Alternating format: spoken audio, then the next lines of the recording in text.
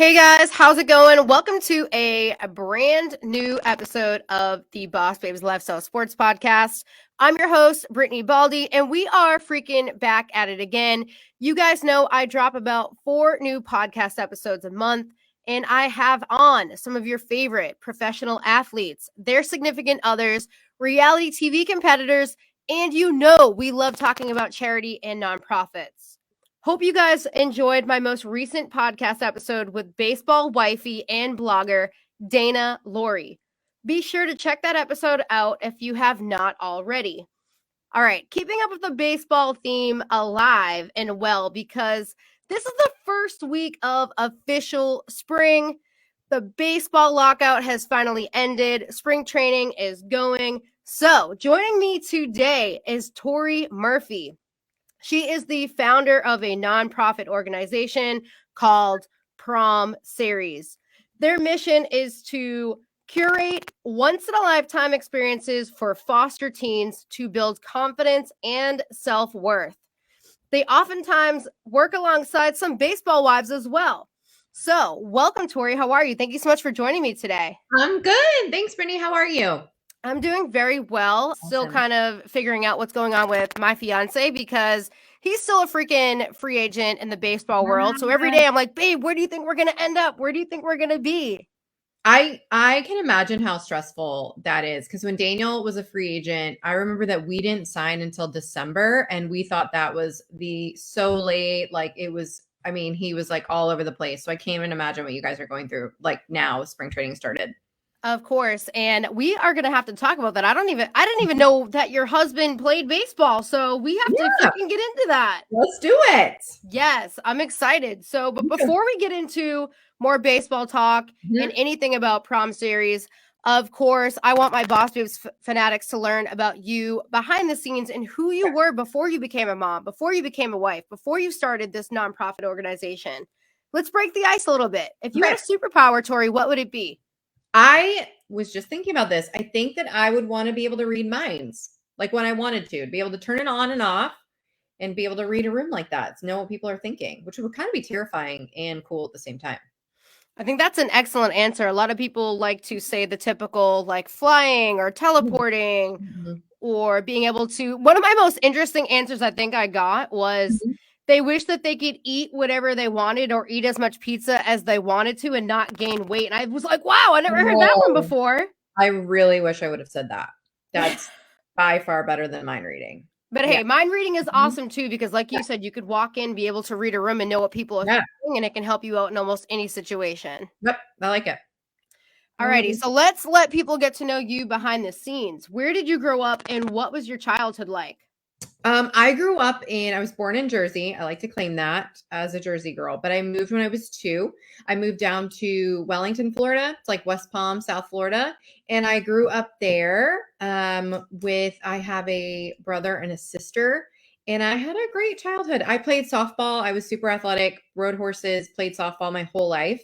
Went to the University of North Florida to be a softball pitcher there.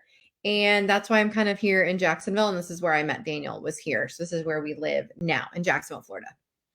And I cannot wait to get into more of the sports talk. Again, this is a lifestyle sports podcast. Yeah. So you guys are going to be hearing Tori talk all about, again, starting her nonprofit.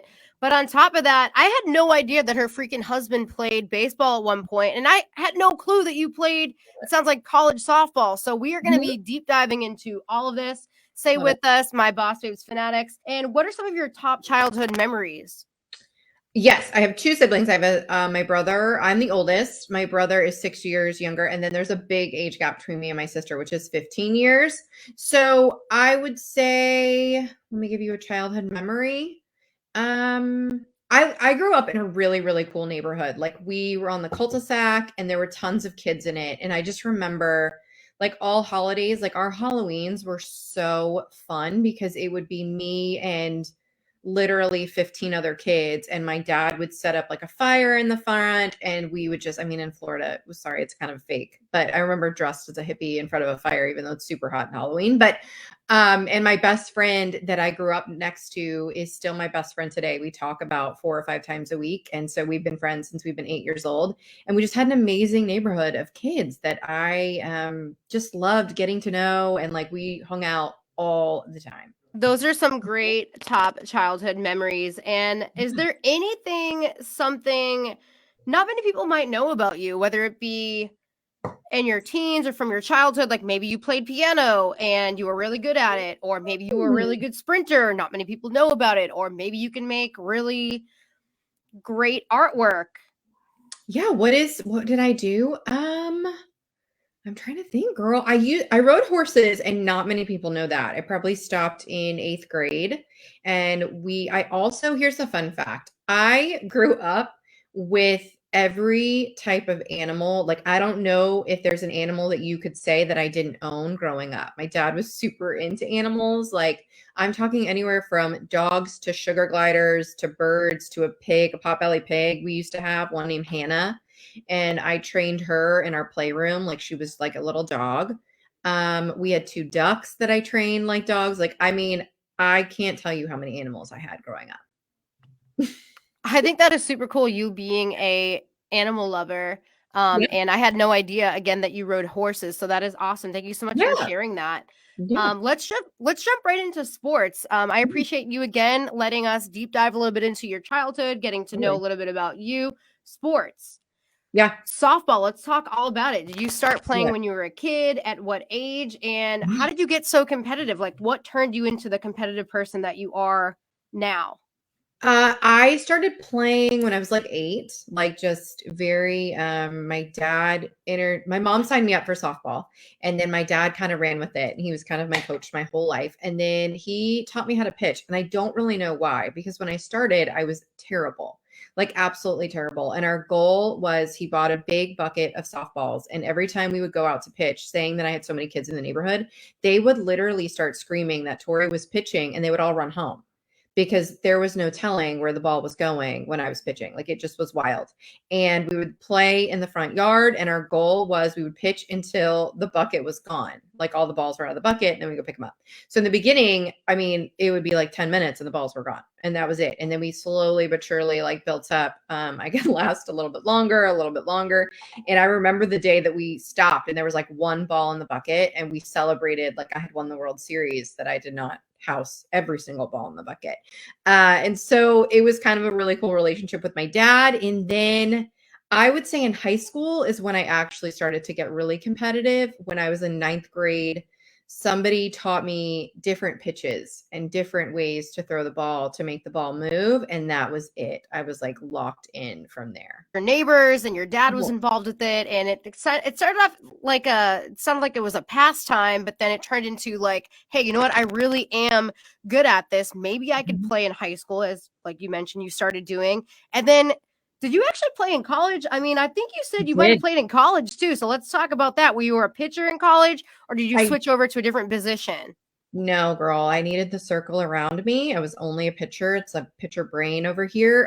Daniel and I used to fight over what was a strike and what was not a strike. But yes, I played at the University of North Florida. So then it kind of grew from there, that I ended up getting a full ride to play there. And it was the best 4 years, really. I met another whole group of amazing girls that we have our group chat today. And I live super close now to UNF.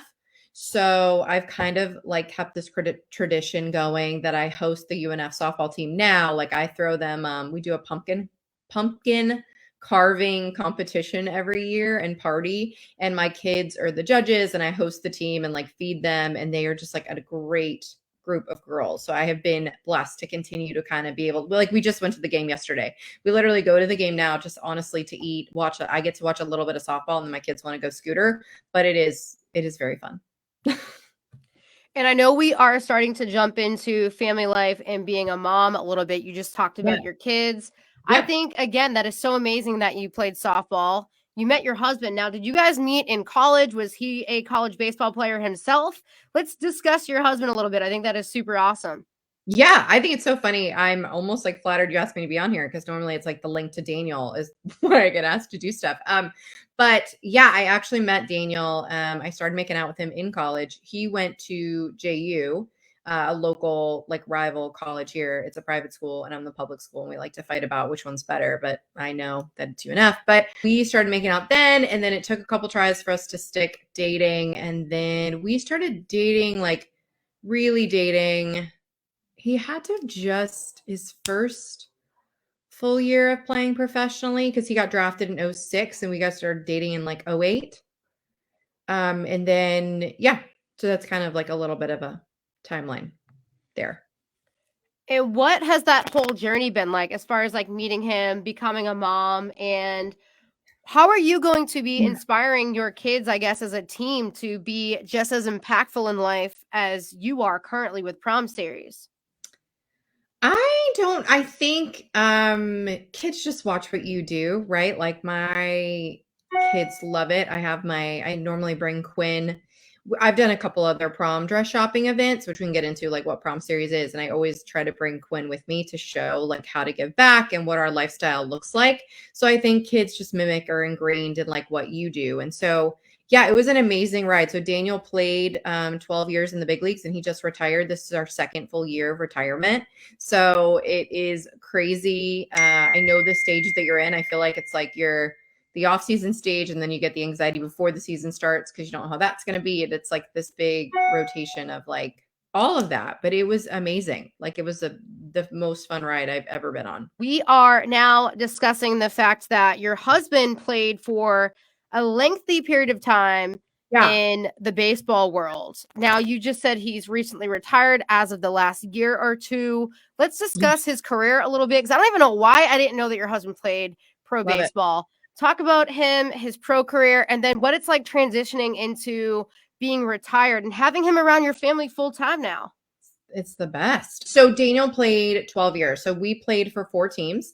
We started with the Mets. We were there the longest for 7 years. So it's pretty amazing when we were blessed enough to stay with an organization that long, because you go through being a girlfriend, getting engaged, baby showers with the same crew. And so the Mets are always like a near and dear place to in our hearts. And then if you don't know, my husband also went crazy in the playoffs. So he has a record that he's hit, I might butcher it, but it's 6 consecutive home runs in 6 games in the playoffs. Like it was nuts in 2015. And it was just the most crazy, magical time ever. And then it was a crazy career. I'm not going to lie, Brittany. So I don't know if you also know this. So I had my first child, Noah, on opening day in 2014. And so I had Noah, and Daniel missed opening day. He missed 2 days, 2 games. And people in the media like went nuts about it. And it was just this crazy time. Like I remember Daniel left me to go back to play, and my doctor came in and said, "Hey, don't turn on the Today Show." And I'm like, "What are you talking about?" So of course I turn on the Today Show. It's just me and Noah sitting in this hospital room, and he's 2 days old. And they were talking about us on the Today Show about how people were like saying he needed to get back to work and he shouldn't have missed the games and all of these things. And then we played there. And then the next team we went to was the Washington Nationals, which is near and dear to my heart. We owned a home there in this amazing neighborhood, and it was one of my favorite times ever. Just we met the neighbors there and really had an amazing community there and a group of girls. And then we went to the Cubs for like a 7 to 8 week sprint at the end of the season, which was super fun. And then we ended our career with the Rockies for 2 years. Yes, I'm super excited about this. Again, Yeah. I don't know why I didn't know. This is like baffling me that I had no idea that your husband played professional baseball. So this is so Yeah. freaking great that we're kind of Love like it. linking on this. Okay. But I actually just went ahead and Googled him. That way I can give some stats to people. So just like Tori just mentioned, her husband, Daniel Thomas Murphy, born on, it looks like April 1st. So his birthday is coming up in 1985. An American former professional baseball infielder who played 12 seasons, obviously, as Tori mentioned, in Major League Baseball for the New York Mets, Washington Nationals, Chicago Cubs, and the Colorado Rockies. While primarily a second baseman, he also played a little bit of first base, third base, and left field. So it kind of sounds like he was well-rounded. Murphy was an MLB All-Star in 2014, 2016, and 2017. So that is so freaking great. Now that he's retired, how are you guys working together as a team with your kids? Do any of your kids play any sports yet, or are they too young for that? No, we are like I feel like we're at the brink of where sports might get a little crazy. So right now my oldest plays, he played flag football for 2 seasons. He plays baseball. I just signed him up for basketball to kind of see what he likes and where he wants to go. And my middle child, Quinn, is my girl, and she is super into horse riding. So we do that. And she did soccer first season. And then my youngest, Drew, is 4, but he is a ninja / Spider-Man. And I'm so happy that I asked that question. And we are on this podcast today. You guys are now listening to Miss Tori Murphy. She is very well known for not only creating the nonprofit Prom Series, but she played college softball. Her husband, also an MLB All-Star multiple times, which I am now just learning about. And before we even get into the nonprofit Prom Series, I'm going to just ask you one last sports question.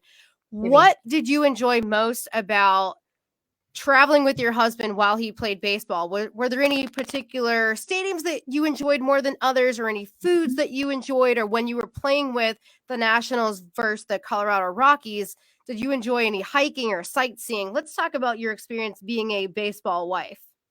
Okay, I'm not an outdoorsman, so I didn't hike anywhere, but I really love the adventure of it. Like, I'm not a super routine oriented person. So the idea of having to travel everywhere, like in a couple of 10 days, like it was just a super huge adventure for me. We definitely traveled a lot.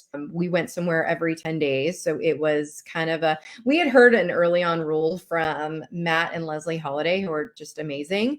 That they didn't go more than, which not everybody can do this. So I know it's every baseball family does it differently, but we didn't go more than really 10 days apart. So wherever he was, either I made a road trip or we were home, or like we would kind of float around. Like we tried to really stay around that 10 to 14 day mark. It was just like too long. So I kind of took the kids everywhere. I think one of my favorite road trips we went to Toronto.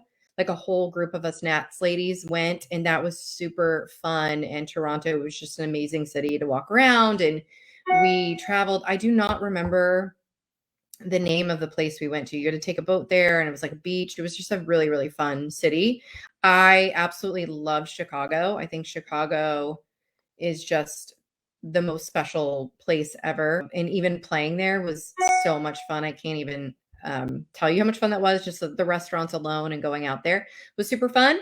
And then we were gracious enough to play in New York City. That's probably my favorite city ever, as I just bragged on Chicago. But I just had one baby then. So it was amazing to kind of live in the city with one baby and do all of the fun things and travel and like go to all the games. So I really, really enjoyed it. That was one of my favorite things.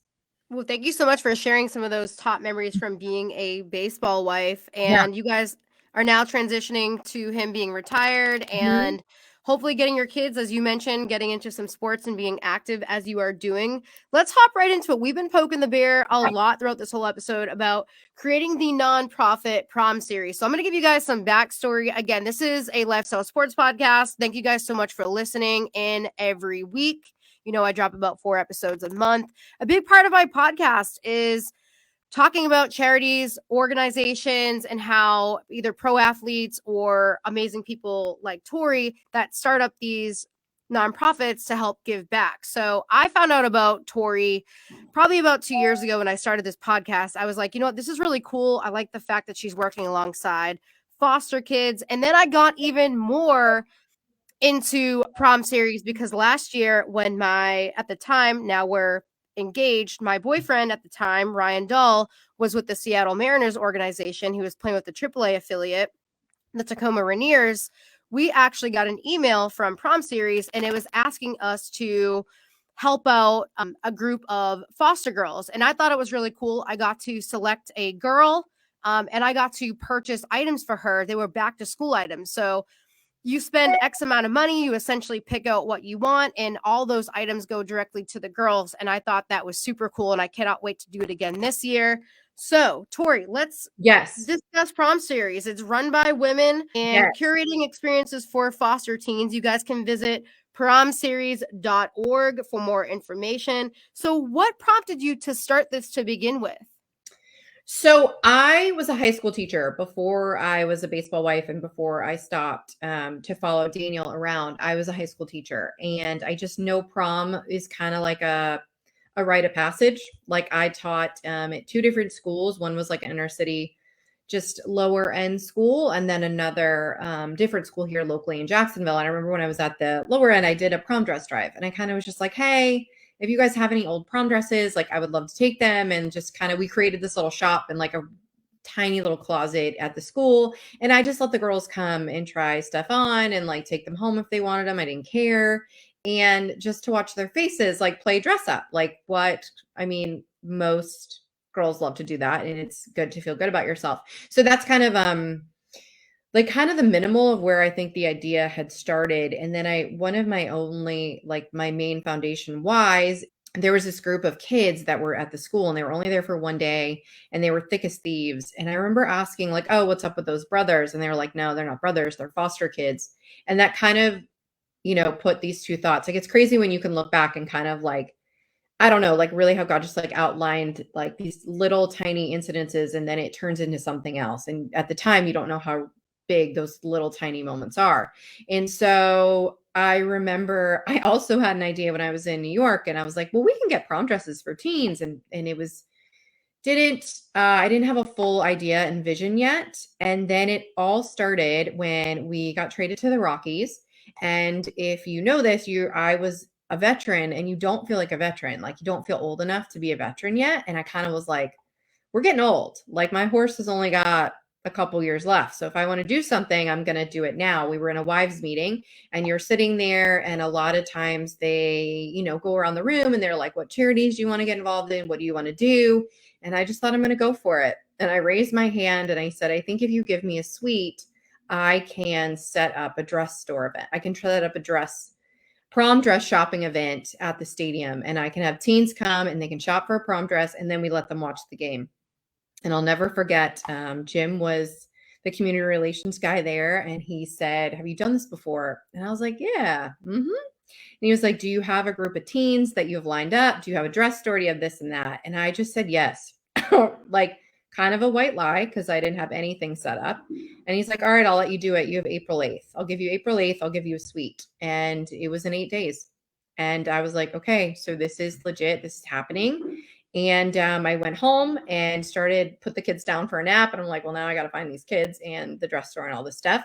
And I called my first dress store and I said, hey, we want to do this event at Coors Field. Would you be interested? And I remember the first dress store was like, no, there's no way that you're going to be able to get this done. Like, how would you get their sizes? How would you get anything? All this information. You would need so much information. I don't know who would ever say yes to you. And I was like, okay, well, there's that. And I remember being out there, just started praying like, hey, I really feel like this is what you want me to do. Jesus, like, can you just guide me in the next realm? And for that event, we didn't hear no. It was a beautiful event. 35 teens ended up coming to Coors Field. They got their hair and their makeup done. They shopped for a prom dress. They got dinner, and all the wives and girlfriends on the team were their personal shoppers. So it was just the most amazing thing to see foster teens and these amazing, like you've been around baseball, they're just beautiful. They're the most amazing girls ever. And so to kind of collide those two worlds together, Prom Series has kind of been my favorite thing. I might have just went on a rant on you, Brittany. Sorry. No, honestly, that was beautiful. And thank you. Definitely not a rant by any stretch, Okay. because the more information that you give, the more that my listeners can get to know about Prom Series, because it leads into one of my next questions, which is going to be, how can people get involved? Again, promseries.org, guys, if you want to learn more about Prom Series and how you can potentially help out. But how do people find out about local events or giving back or donating, or maybe whether that be through money or donating prom dresses or outfits like we did for back to school? How can people get involved, even if they're not a baseball wife? So the easiest way I would say for people to get involved. So what had happened is that I did this event at Coors Field, and then I thought driving home, I'm like, oh my gosh, I could do these anywhere, right? Like it doesn't have to do this, because my favorite part throughout that night when I knew this was my idea, I always say Laura Arenado, her husband is Nolan. He plays for the Cardinals. When halfway through the night of the first ever Prom Series event, I looked in the room and like half the teens were gone. So I'm like, where'd everybody go? And they took over a suite bathroom. And so I remember walking into the suite bathroom and Laura's holding up these two huge gowns, and behind her in like a broom closet, I could see like a teen's head, like putting on this dress. And I hear her say, "Okay, I'm ready." And she puts the dresses down and she never sees herself in the mirror. And and the entire bathroom is full of women. They're just like, "You look so beautiful. Like, this dress was made for you." And the compliments kept coming. And to see a teen's face really believe that, it's like, I'm sold. And so the easiest way to probably get involved, what happened is then after that, I had 5 stadiums that said yes for me to host the following year. So I was going to do this in LA. I was going to do it in New York. I went to all the teams that we had played for previous. And I said, "Can I come in and kind of host this event?" And they all said yes, which I was like blown away. And then COVID hit. So then I couldn't go to these stadiums to put on the event. So halfway through in August that year, I was like, I was itching to do something. And I went and took my kids back to school shopping. And I thought, man, everybody feels better with a new outfit. So I kind of launched a back to school drive. And what I did is we have 26 foster agencies that we work with throughout the country. And the way we just found them is we just literally looked up big league cities and found foster agencies in each one and said, "Hey, do you have foster teens in your care, or that you can give us sizes? And do you want exact sizes for girls?" And everybody said yes. And then the outpour of donations I got for these baseball women, it still is mind-boggling to me. Like, they think of everything and they send me the best clothes, the best quality, and I wrap them up. And the way I try to tie it to baseball is kind of put a jersey around it and send it to these foster teens. And it's brand new stuff. And that's a big deal with foster kids. I want it to be brand new because they get enough hand-me-downs as it is. And so we've just kind of start to build. And then our first year, we got like a representative, like one wife or girlfriend from every team in the league. And then last year, we kind of just doubled and we keep going. So if people want to get involved, that time in August, it's like I just put up the address of where we do collections, and you can send in all of the clothes or any of the outfits or anything. That is probably the easiest way to get involved. And then we start collecting in July and get everything out in August, right for the back to school time, because half of the agencies give us exact teen names and exact sizes. And the other half, I just say, "Do you want a closet?" And they just say, "What is a closet?" And I'm like, "I'll send you anywhere, as many clothes as I get out and get in, I get out." And so I give them anywhere from like 20 to 30 outfits, an array of sizes. So a lot of times teen stuff is kind of harder to come by. So if a teen enters foster care, they don't have a ton. So these agencies then use like the jeans and the shoes just to give them stuff when they get taken from their home, and just a little bit of comfort. If we can provide that, it seems well worth it. So it sounds like Prom Series, you guys have done an array of awesome events, whether it be kind of like virtually a little bit during COVID when like I mentioned, where we're sending in the outfits to you guys, or doing stuff live in suites. Are there any standout? Obviously, they're all standout, of course, because you're giving back and doing amazing things. But are there any events in particular that you're like, wow, like I really enjoyed putting that event on? I loved all the foster girls that got helped out. I loved the fact that so-and-so was there and this person donated. Give me an example of one or two that really stand out aside from the ones that you already mentioned. So we did a little tiny mini shopping dress event in Tampa. Sarah Walker, her husband, was playing for the Rays, and it was kind of during the COVID time. And I remember that we went to I'm gonna blank on the name. It's a place in Tampa, and it's an amazing place. They have a community, and we went to their like rec center, and they had like 6 teens there, and we said, "Oh, we'll just set up dresses, and they can come get dresses and feed them dinner and all of these things." So they were like, yes. So we had about 6 or 7 teens that were there, and we would take them and put them in the restrooms to change. And with that, there was like a pool in the middle of our event, like a swimming pool with a gate around it. And in there was a bunch of foster kids that just happened to be swimming. And I kid you not, Brittany, they were the best hype team I have ever. If I could hire those kids to follow the Prom Series around to hype up these teens, It was the best thing ever. These teens would come out of the bathroom in their prom dress, and these kids that were in the pool were probably from age like 8 to 12, maybe. Like they weren't old enough, and there was probably like 6 or 7 of them, and the doors would open, and these little kids from the pool would run out, and they're like, "It's real life Cinderella! Oh my gosh, that's your color!" I mean, they made the entire event, and I had tons of food left over, so I was like, "Of course, I'm going to go feed this hype team that had just made these teens like their faces would light up." When, I would yell like, "Here comes the next one." They'd all run out of the pool and run to the fence and just love on these girls. And it was my favorite thing ever. And I remember at one point I brought them all food, and my daughter Quinn came to that event. She got in the pool with these kids and they watched her it was just my favorite thing. And I gave them literally like lemonade and Olive Garden breadsticks. And I remember we all sat in a circle and they were like, "We're just so lucky." And I thought, gosh, no, like I am that I get to sit here with you. And it's just one of my favorite little hype team stories ever. I love that. Thank you so Yeah. much for sharing that. And again, it just gets me hyped up and excited about this upcoming baseball season. I can't wait to help you out. I will be in touch. I Yeah. will actually send you my phone number and or email. That way you have it Perfect. throughout the baseball season. Again, I don't know where we're going to end up, but wherever we do end up, hopefully we can help out with Yeah. Prom Series. And do you have any future plans for Prom Series? And are there any particular teams that you would like to work alongside this upcoming baseball season that we're currently in? Yeah, girl, it's so crazy. So on Friday, I'm putting on my first ever prom event here locally in Jacksonville. So one of the blessings when your husband's playing baseball is that once you're on the team, you kind of have access, right, to like 10 to 12 women to have your own team. And so then all of a sudden he's retired. I'm like, man, I gotta find a crew, here locally to do stuff. So I rent this little office. It's actually like I don't know, one of those train cars they put in the back, and they have this little room. And so I rented it out and invited a bunch of local moms to kind of create my own local team here in Jacksonville. And the moms have showed up and showed out. And now on Friday, currently we have 18 teens coming to shop, and I'm hosting it at UNF. I don't know, an alumni. I don't know. Is that alumni? Whatever that word is.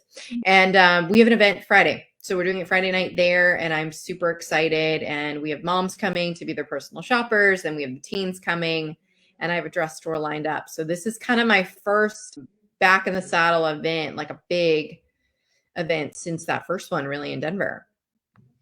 And then this year for back to school, we will launch it to all 30 teams. So last year, also with our back to school drive, we had 9 teams actually host the back to school drive in person. So it was like the Orioles, the Dodgers.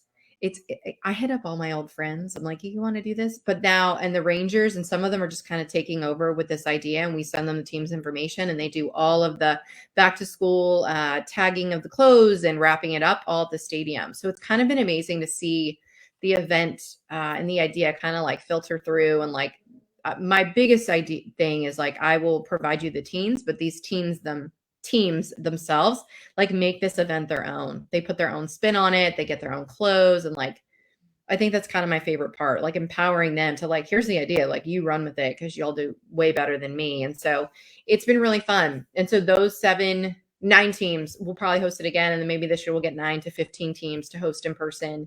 And then the Orioles actually asked me to come host a prom event. So we have to do that next. I have to get over Friday before I can even like move forward and think of another one. So those are kind of my 2 upcoming events. So if you're like an Orioles wife or girlfriend and you haven't heard about me yet or something, we might be there to do a prom event soon.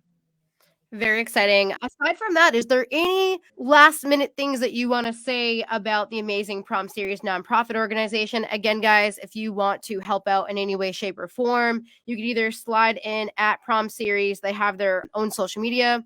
That's how I got in touch with Tori on Instagram, or they have their promseries.org website.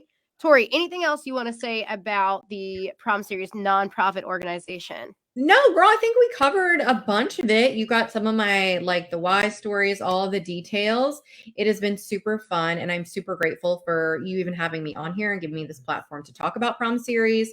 I am super grateful for all of the baseball women that have like come alongside of it and really just got this thing up and running, because without them, I mean, it wouldn't have happened. And I'm just so excited about it. We're super heavy on Instagram. That's where we kind of put out all of our new stuff, and like when the back to school drive is happening or when different prom events are happening. It's just the easiest way for us to do it. And then promseries.org, kind of there's more of the why videos there and all of the above in our email and stuff like that. Well, Tori, thank you so much. I look forward to having you back on here again at some point this upcoming baseball season.